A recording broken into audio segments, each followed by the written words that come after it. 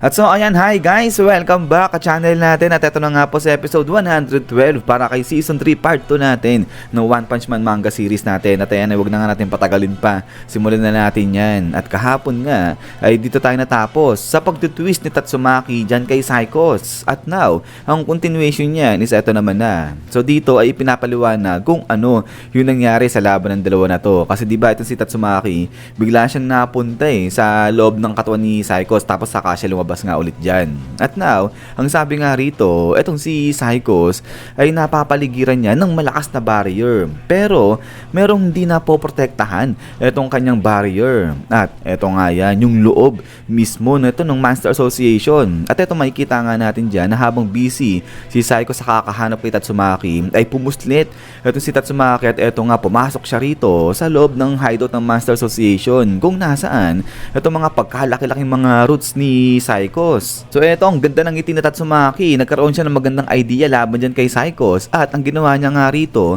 pumasok siya sa loob ng ugat neto ni Psychos at nagpanggap siya na kunyari kasama siya dun sa mga ina-absorb ni Psychos na enerhiya. At dito niya na nga ngayong krinash etong si Psychos. So ito grabe, habang nakakrush nga rito etong si Psychos ng tuloy-tuloy, ay eto na nga ngayon yung lumabas na etong si Tatsumaki. At eto, habang kinakrush niya si Psychos, ay pinull out niya na itong mga ibang S-Class heroes na nasa loob pa ng Master Association. So yung ginagawa rito ni Tatsumaki, nag-a-attempt siya na ilabas unti-unti itong mga S-Class kasi natatakot siya na kasi baka napuluputan din ng mga ugat ni Psychos itong mga S-Class heroes na to habang nasa loob sila ng barrio ni Tatsumaki. So kaya nga ang technique na ginagawa nga raw dito ni Tatsumaki, mahinang psychic powers lang yung ginagamit niya para i-pull out itong mga S-Class heroes para nga hindi sila maramdaman ng mga ugat-ugat ni Psychos. At ito nga ngayon, sa isip-isip nito ni Tatsumaki, kapag eto lahat ng mga S-Class heroes na kasamahan niya na pull out niya na, ay talagang ikakrush niya na ng buo ng tuluyan yung Master Association. But then ay suddenly, bang! Biglang tinamaan rito, nabutas etong kamay nga dyan ni Tatsumaki. At eto nga ngayon, nagulat tuloy dito. Etong si Tatsumaki, grabe medyo napatalsik talaga dyan etong kamay niya. At eto, hindi niya namalayan, umatake na pala dali-dali sa kanya itong si Psychos at ito tinusok nga itong kanyang kamay. Pero dito hindi pa rin sumusuko itong si Tatsumaki at ito ginamit niya naman itong isang kanyang kamay. Pero pagkatapos nga niya, bang! Sa pool pa rin dito, itong si Tatsumaki nabutas pa rin o tinusok pa rin ni Psychos itong kanyang kabilang kamay. At ito nga ngayon, grabe kinuryente na ni Psychos. Itong si Tatsumaki, grabe sigaw na sigaw nga dyan sa sakit. Itong si Tatsumaki ngayon at after nga nito, grabe, napasukan na ng dugo rito itong si Tatsumaki at labasan na rin dyan talsikan itong kanyang mga dugo. So grabe, ang bilis ng pangyayari. Hindi napansin ni Tatsumaki yung unang atake sa kanya ni Psychos kasi nga focus siya sa pagpupull out sa ibang kasamahan niya. Pero eto nga, habang nabanatan na dyan itong si Tatsumaki, ay biglang talo naman dito yan sa side ni Atomic Samurai. At eto nga, nakalabas na siya ng Master Association. Pero nagulat itong si Atomic Samurai nung pagtingin sa taas dahil biglang labas dyan sa taas niya itong si Puri at pagkatapos nga niya is boom, bagsak dito, laglag ngayon dyan itong dalawa. At after nga nito is balik nga ulit dito kay Psychos. At ito nga, tawa-tawa na ngayon itong babae na to. Sabi niya nga dyan na nagkamali talaga ng todo dyan itong si Tatsumaki kasi ang nangyari, porket nakita rin ni Tatsumaki na duguan na at nakakrush na itong si Psychos, ay binabaan niya na yung kanyang guard. Ibig sabihin nagpabayaan na raw ayang si Tatsumaki at ayan yung pinakamaling pagkakamaling nagawa niya. At so eto ay habang tusok-tusok ngayon ni Psychos itong si Tatsumaki, grabe parang barbecue itong si Tatsumaki nga dyan. At eto, nahati yung katawan ni Psychos at naglabas ngayon siya rito ng pagkalaki-laki na fireball. At eto nga, biglang sabi nga rito ni Psychos na ngayon tikman ni Tatsumaki yung apo, yung init ng galit niya. Pero huwag mag-alala itong si Tatsumaki dahil papatayin nga raw ni Psychos pati yung kanyang nakababatang kapatid na si Fubuki. At din ay eto nga ngayon ay habang wala nang magawa dyan, ito si Tatsumaki ay suddenly, boom! Bigla na lang galing sa baba ay meron nga rito pagkabilis-bilis na fire blast na pumupunta sa kanila paangat at pagkatapos nga niyan is bang!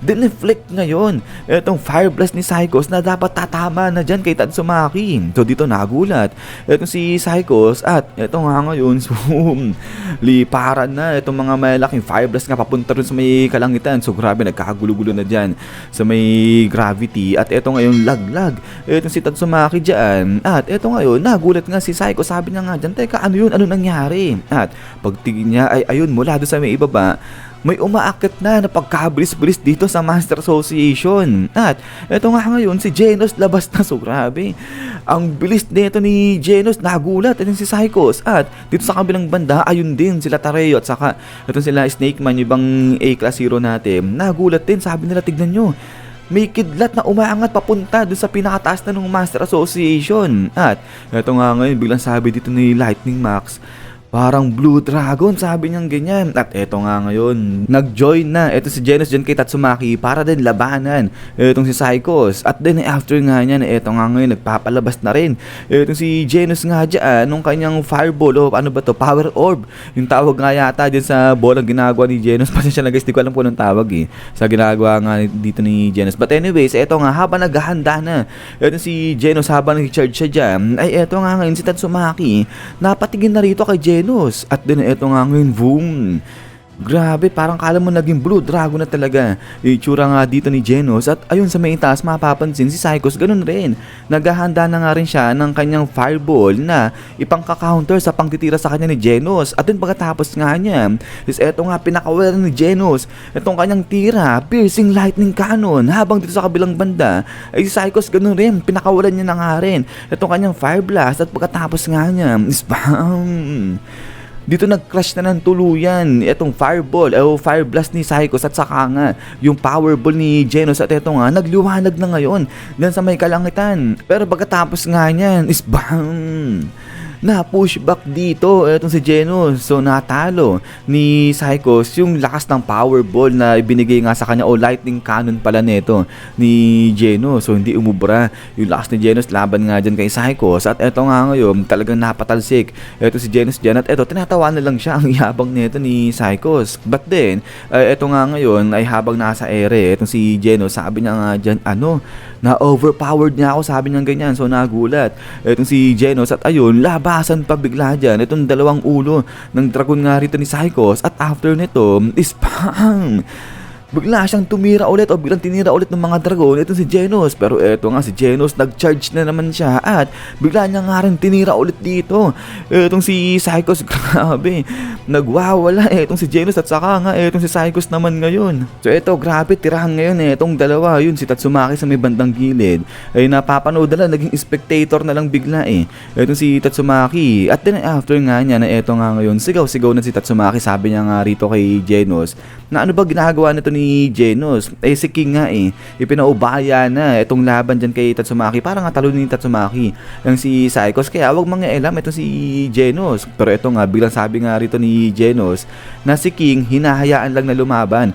itong si Tatsumaki dyan habang wala pa yung si Master Saitama niya. At habang wala pa si Master Saitama niya bilang disipulo niya, ay siya muna nga raw yung babaka para nga dito kay Tatsumaki at lalaban dyan kay Psychos. At ito tuloy pa nga ni Genos na siya na nga raw yung bahala sa mga beams na pinapakawalan ni Psychos. At ang gawin ni Tatsumaki, siya yung mag-focus sa pakikipaglaban dyan kay Psychos. At now, eto nga habang tumitira dyan, ito si Genos, na-realize niya na sobrang lakas talaga ng kinakalaban nila. At sabi niya nga rito na yung kanyang ultimate weapon, malakas talaga yan dahil kaya niyang pumulbos ng isang malaking meteorite sa isang tira lang. Pero ngayon, di niya inaasahan na gagamitin niya yung kanyang weapon ng mahigit sa 5 minuto sa pakikipaglaban. At ito, sabi nga ni Genos, halos hindi niya ma-deflect yung mga beams na pinapakawalan ni Psychos. So ganyang katindi yung pwersa ni Psychos ngayon dyan. At so ito ngayon, biglang naalala ni Genos yung paalala sa kanya ni Dr. Coseno, na sinabi nga ni Dr. Coseno,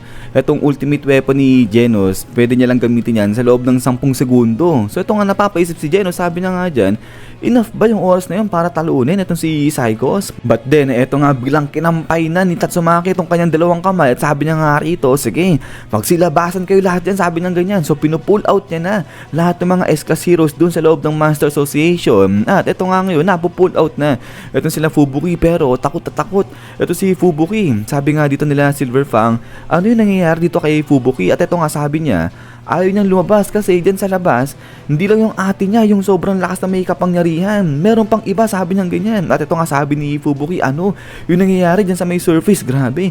Yung takot dito ni Fubuki. But then pagkatapos nga niyan is boom.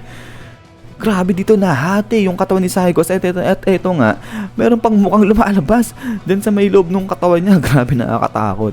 Yung tsura dito ni Psychos nag-e-evolve Itong si Psychos nga dyan. At then pagkatapos nga nito, yan guys, so hanggang dito lang. Itong si episode 112 natin. At so ayun, grabe ang tindi ng laban ng tatlo na to. Pero ang ganda rin, nasakto rin yung pagkakabackup ni Genos Rito kay Tatsumaki. Pero eto nga, talagang napapapwersa ng husto Itong si Psychos laban dito sa dalawa. Sabi niya nga rito na ituturo niya dito sa dalawa kung gaano kalakas yung kapangyarihan ng Ultimate Life Form. Pero yun nga guys ay ulit, maraming salamat sa panood dito sa episode 112 natin. At yun, abang-abang lang para sa next episode natin dito para kay Kalbo. So yun naman ulit, kung natripan niyo pala itong video natin, huwag niyo kalimutan mag-i-on ng like. Sila naman, lagi mag-ingat. God bless niyo lahat at kita-kits tayo ulit.